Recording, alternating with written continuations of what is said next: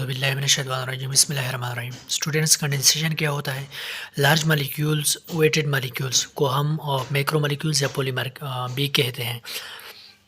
ये किस चीज़ से बने होते हैं? Made from small organic molecules. ये स्मॉल छोटे छोटे ऑर्गेनिक मालिक्यूल से बनते हैं, ठीक है। या स्मॉल सब यूनिट्स भी हम कहते हैं। मोनोमर्स को सब यूनिट्स मतलब छोटे छोटे, जिसको हम क्या कहते हैं? मोनोमर्स भी कहते हैं। अब कंडेंसेशन की डेफिनेशन क्या है? The process by which small monomers combine and form large molecules in which OH ion remove from one molecule and hydrogen ion remove from other ions या other molecules. This process is called condensation.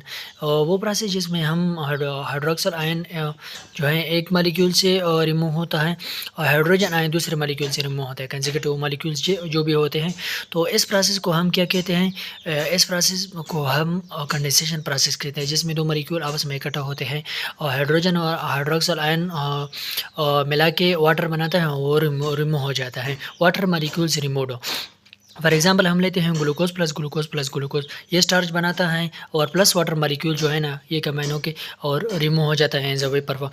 और अब हम पढ़ते हैं macro molecules और उनके monomers, conjugative monomer जो हैं। और फॉर एग्जांपल यहाँ पे हम लेते हैं कुछ मालिक्यूल्स, मैक्रो मालिक्यूल। पॉलीसेकेराइड का मोनोमर मोनोसेकेराइड है। लिपिड का मोनोमर ग्लाइसोल फैटी एसिड है। प्रोटीन का मैक्रो मालिक्यूल जो हैं, इनका मोनोमर अमीनो एसिड्स होता है। न्यूक्लिक एसिड्स का मोनोमर न्यूक्लियोटाइड होता है।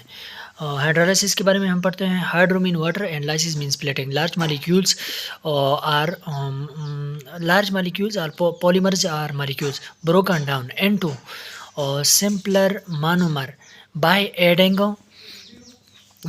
adding वाटर मॉलिक्यूल्स हो। हाइड्रोलिसिस क्या होता है? जिसमें हम लार्ज मॉलिक्यूल्स या पॉलीमर जो होते हैं वो ब्रोकन डाउन होता है कौन से फॉर्म में? सिंपलर फॉर्म में।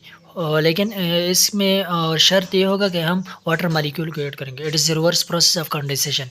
ये कंडेंसेशन ये ऊपर प्रोसेस हमने पढ़ा कि इसमें जो है ना वाटर रिमूव होता है, लेकिन ये प्रोसेस तो रिवर्स है। इसमें हम वाटर मॉलिक्यूल्स रिमूव के बजाय हम ऐड करेंगे ताकि जो पॉलीमर होता है वो मोनोमर में कन्वर्ट हो जाए।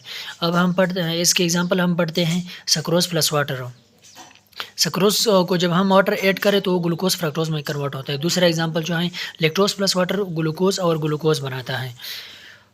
इम्पॉर्टेंस ऑफ वाटर के बारे में हम पढ़ते हैं कि वाटर का इम्पॉर्टेंस क्या है। 70 to 90% वाटर ऑर्गेनिज्म के बॉडी बाई वेट पे मुश्तमिल शामिल होता है and essential for protoplasm, nucleoplasm और साइटोप्लाज्म का जो पार्ट है उसके लिए बहुत इसेंशियल, उसके सर्वाइवल के लिए, मतलब जितने भी रिएक्शंस होते हैं उनके लिए वाटर बहुत सर्वाइवल है प्रोटोप्लाज्म में।